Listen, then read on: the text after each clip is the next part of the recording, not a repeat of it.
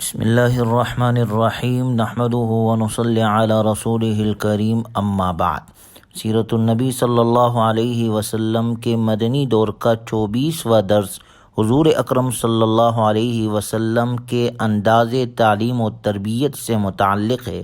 اللہ تعالیٰ نے قرآن کریم میں آپ علیہ الصلاۃ والسلام کے بعثت کے مقاصد میں ذکر فرمایا، هو الذی بعث فی الامیین رسولا منہم یتلو علیہم آیاتہ ویزکیہم ویعلمہم الکتاب والحکمہ، اور وہی ذات ہے جس نے ناخواندہ لوگوں میں اپنا ایک نبی بھیجا جو انہیں اللہ کی آیتیں پڑھ کر سنائے اور ان کا تزکیہ کرے، وَيُعَلِّمُهُمُ الْكِتَابَ وَالْحِكْمَةَ، اور انہیں کتاب اور حکمت کی تعلیم دے۔ خود آپ علیہ الصلاۃ والسلام نے ارشاد فرمایا، بُعِثْتُ مُعَلِّمًا، اللہ تعالیٰ نے مجھے معلم بنا کر بھیجا ہے۔ اور ایک دوسری روایت میں آپ علیہ الصلاۃ والسلام نے فرمایا، اللہ تعالیٰ نے مجھے لوگوں میں مشقت ڈالنے والا اور دوسرے کو تکلیف دینے کے لیے نہیں بھیجا، بلکہ مجھے لوگوں کو سہولت اور آسانی دینے والا معلم بنا کر بھیجا ہے۔ آپ علیہ الصلاۃ والسلام بطور معلم کے اور بطور استاذ ہونے کی حیثیت سے اپنے صحابہ کے ساتھ آپ کا تعلق نہایت شفقت والا تھا، نہایت مہربانی والا تھا، گویا جیسے ایک شفیق اور مہربان استاذ ہوتا ہے اور وہ اپنے اسٹوڈنٹ کی، اپنے طلباء کی تعلیم کے ساتھ تربیت کا بھی خاص اہتمام کرتا ہے۔ آپ علیہ الصلاۃ والسلام نے اپنے صحابہ کو ایسی ہی تعلیم دی، بلکہ آپ کے ذریعے سے امت کو یہ سبق ملا کہ ایک معلم کے کیا اوصاف ہونے چاہیے، ایک استاذ کے اپنے طلباء کے ساتھ کیا رویہ ہونا چاہیے، ایک ٹیچر کا اپنے اسٹوڈنٹ کے ساتھ کیا تعلق ہونا چاہیے کہ وہ کس طرح ماحول میں کس طرح تعلیم دے اور کیسی اپنی طلباء کی، اپنی اسٹوڈنٹ کی تربیت کرے۔ آپ علیہ الصلاۃ والسلام کی تعلیمات سے ایک ایک طریقہ ہمیں ملتا ہے کہ آپ علیہ الصلاۃ والسلام کس طرح تعلیم دیتے تھے، کس طرح تربیت کرتے تھے۔ بخاری شریف کے اندر حضرت انس بن مالک رضی اللہ تعالی عنہ سے روایت ہے، فرماتے ہیں کہ آپ علیہ الصلاۃ والسلام کا انداز تعلیم، آپ علیہ الصلاۃ والسلام کا طریقہ تعلیم یہ تھا کہ آپ علیہ الصلاۃ والسلام جب بھی کوئی بات کرتے تھے تو اسے 3 بار دہراتے تھے تاکہ سامنے والا خوب سمجھ جائے۔ یعنی آپ علیہ الصلاۃ والسلام کے گفتگو میں ٹھہراؤ، ٹھہر ٹھہر کر اطمینان سے بات کرتے تھے، ہر لفظ الگ الگ سمجھ میں آتا تھا، یوں بات کو یاد رکھنا آسان ہو جاتا اور اسے آگے پہنچانے میں کسی قسم کی تحریف یا تبدیلی کا شائبہ نہیں رہتا تھا۔ اور اس بات کا آپ علیہ الصلاۃ والسلام اتنا اہتمام کرتے تھے کہ سننے والا اگر چاہتا تو آپ علیہ الصلاۃ والسلام کے الفاظ کو بآسانی گن سکتا تھا۔ گویا آپ علیہ الصلاۃ والسلام کے اس انداز تعلیم، اس طریقہ تعلیم سے ہر معلم کو، ہر ٹیچر کو، ہر استاذ کو سب سے پہلا سبق یہ ملتا ہے کہ ہم بھی جب بھی کوئی بات کہے تو ٹھہر ٹھہر کر، آرام آرام سے، تاکہ سامنے والا ہماری بات کو اچھی طرح سمجھے۔ اسی طرح آپ علیہ الصلاۃ والسلام کے انداز تعلیم میں یہ بھی طریقہ تھا کہ جب آپ علیہ الصلاۃ والسلام کوئی بات سمجھاتے تھے تو اس کے لیے بسا اوقات مثال بھی پیش کرتے تھے، کیونکہ بات کو دل میں اتارنے کے لیے مثال بیان کرنے کی بڑی عجیب تاثیر ہے۔ اس کی وجہ یہ ہے کہ مثال غیر محسوس کو محسوس شکل میں پیش کرتی ہے اور موجودہ صورتحال سے اس کا ربط قائم کر کے اسے ذہن کے قریب لے آتی ہے۔ اللہ تعالیٰ نے قرآن کریم میں ذکر فرمایا، وَتِلْكَ الْأَمْثَالُ نَضْرِبُهَا لِلنَّاسِ وَمَا يَعْقِلُهَا إِلَّا الْعَالِمُونَ، اور یہ مثالیں ہم لوگوں کو سمجھانے کے لیے بیان کرتے ہیں اور انہیں بس علم والے ہی سمجھتے ہیں۔ چنانچہ آپ علیہ الصلاۃ والسلام اپنے انداز تعلیم میں بسا اوقات بات سمجھانے کے لیے مثالوں سے بھی مدد لیا کرتے تھے۔ ابو داؤد شریف میں ہے، آپ علیہ الصلاۃ والسلام نے ارشاد فرمایا، جو مسلمان قرآن کریم پڑھتا ہے اس کی مثال سنترے کی سی ہے، جس کی بو بھی بہتر ہوتی ہے اور اس کا مزہ بھی اچھا ہوتا ہے، اور جو مسلمان قرآن کریم کی تلاوت نہ کرے اس کی مثال کھجور کی سی ہے، جس کا ذائقہ اچھا ہوتا ہے لیکن اس میں خوشبو نہیں ہوتی۔ یعنی غیر محسوس چیز کو محسوس چیز کے ذریعے سمجھانے سے بات جلد سمجھ میں آ جاتی ہے، جس طرح آپ علیہ الصلاۃ والسلام نے یہ مثال دی۔ اس لیے آج کے دور کے اندر بھی ہر معلم، استاذ اور ٹیچر کو اپنا سبق سمجھانے کے لیے اس طرح کے مثالوں سے ضرور مدد لینی چاہیے، جس کے ذریعے سے بات ذہن میں فوراً بیٹھ جاتی۔ اسی طرح آپ علیہ الصلاۃ والسلام کے انداز تعلیم سے ہمیں یہ بھی ملتا ہے کہ آپ عملی طور پر کوئی چیز کام کرتے تھے اور اس کے ذریعے سے سمجھاتے تھے۔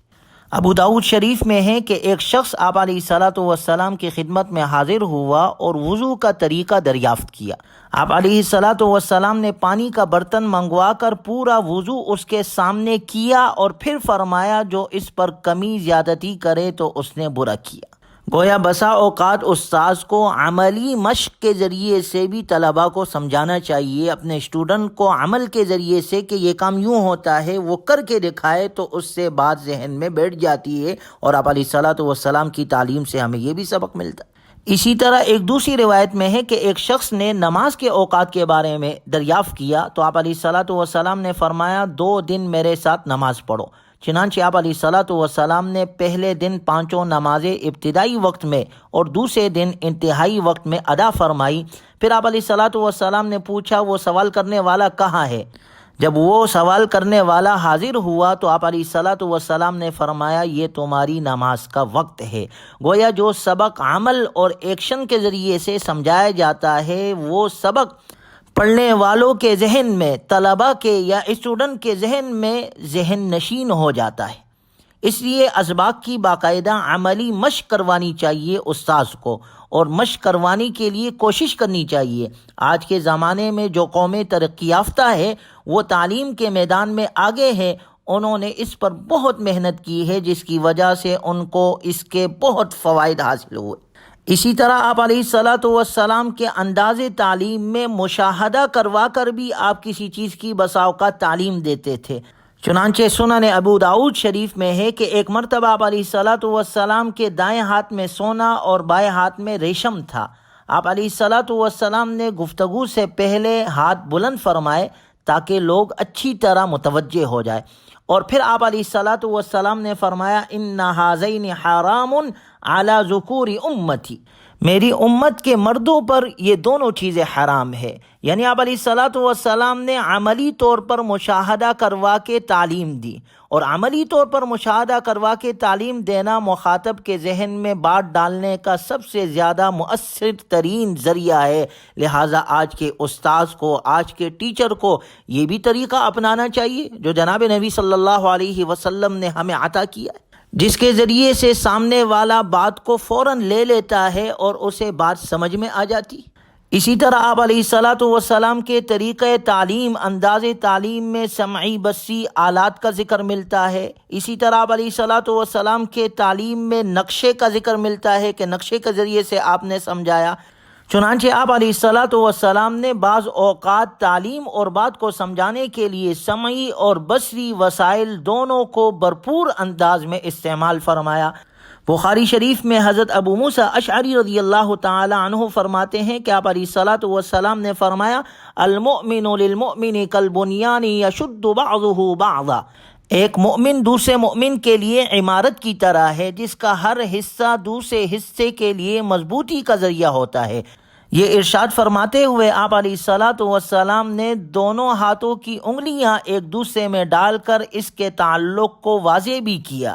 حضرت جابر رضی اللہ تعالیٰ عنہ سے روایت ہے کہ ہم نبی صلی اللہ علیہ وسلم کے ساتھ بیٹھے ہوئے تھے کہ آپ علیہ الصلاۃ والسلام نے اپنے دست مبارک سے زمین پر ایک سیدھی لکیر کھینچی، اور آپ علیہ الصلاۃ والسلام نے فرمایا یہ اللہ کا راستہ ہے۔ پھر دائیں اور بائیں 2 لکیریں کھینچی، اور پھر آپ علیہ الصلاۃ والسلام نے فرمایا یہ شیطان کے راستے ہیں۔ آپ علیہ الصلاۃ والسلام نے درمیانی لکیروں پر ہاتھ رکھ کر یہ آیت تلاوت فرمائی وَأَنَّ هَذَا صِرَاطِي مُسْتَقِيمًا فَاتَّبِعُوهُ وَلَا تَتَّبِعُوا السُّبُلَ فَتَفَرَّقَ بِكُمْ عَنْ سَبِيلِهِ ذَلِكُمْ وَصَّاكُمْ بِهِ لَعَلَّكُمْ تَتَّقُونَ، اور یقیناً یہ میرا راستہ ہے سیدھا، لہذا تم اسی کی پیروی کرو اور تم دوسرے راستوں کی پیروی مت کرو، وہ تمہیں اللہ کے راستے سے الگ کر دیں گے۔ گویا آپ علیہ الصلاۃ والسلام کے اس طریقہ تعلیم کو، اس طریقہ اسلوب کو جو آپ نے یہ لکیر کھینچی، اس کو موجودہ دور کے اندر نقشے یہ تختہ سیاہ سے تعبیر کیا جا سکتا ہے۔ بعض مضامین ایسے ہوتے ہیں جن کی وضاحت اور تشریح کے لیے نقشہ بنانا، گراف کے ذریعے سے بہترین انداز میں ہوتی ہے اس کی تعلیم، تو ایسے اسباق کے لیے ان سے مدد لینی چاہیے۔ آج کے زمانے میں یہ ایک مستقل فن کی شکل اختیار کر چکا ہے، اس کو سیکھنا چاہیے، اور درس و تدریس اور تعلیم میں بسا اوقات اگر ہمیں اس کی ضرورت پڑے تو نقشوں کا استعمال کرنا چاہیے۔ ہمیں آپ علیہ الصلاۃ والسلام کی تعلیم سے یہ بھی سبق ملتا ہے۔ اسی طرح پڑھانے والے ہر استاذ کو، ہر ٹیچر کو یہ بھی چاہیے کہ وہ اپنے اسٹوڈنٹ کو، اپنے طلباء کو جن کو وہ پڑھا رہے ہیں، اس بات پر آمادہ کرے کہ وہ اپنا سارا سبق لکھے، جو علم وہ حاصل کر رہے ہیں اسے تحریری شکل میں محفوظ کرے۔ اور لکھنے کا ذکر ہمیں پہلے وحی میں ملتا ہے، اقرأ بسم ربک الذی خلق خلق الانسان من علق اقرأ وربک الاکرم الذی علم بالقلم۔ صحابہ اکرام میں ایسے صحابہ موجود ہیں جو کاتب وحی کہلاتے ہیں۔ یہ قرآن اور احادیث لکھنا، اس کو تحریری شکل میں محفوظ کرنا جو آج ہمارے پاس موجود ہے۔ آج قرآن کریم تحریری طور پر مصحف میں، اسی طرح احادیث صحیح بخاری اور مسلم اور احادیث کی اور کتابیں ہمارے پاس کتابی شکل میں محفوظ ہے، تو لہٰذا آج کا استاذ بھی تعلیم دینے کے ساتھ اس بات کی بھی تلقین کرے کہ اس بات کو لکھا جائے۔ اور اب تو جدید دور ہے، ہر چیز جو ہے کمپیوٹر میں بھی لکھی جا سکتی ہے،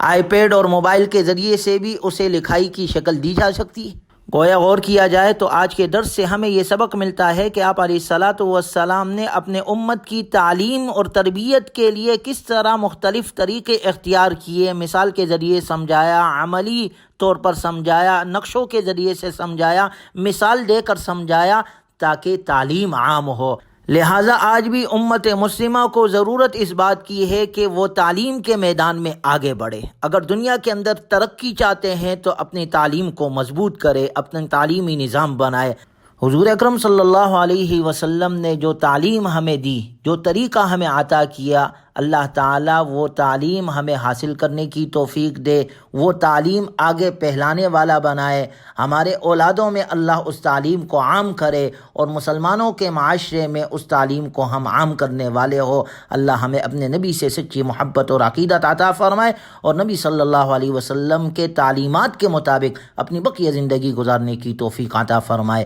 وآخر دعوانا ان الحمد للہ رب العالمین۔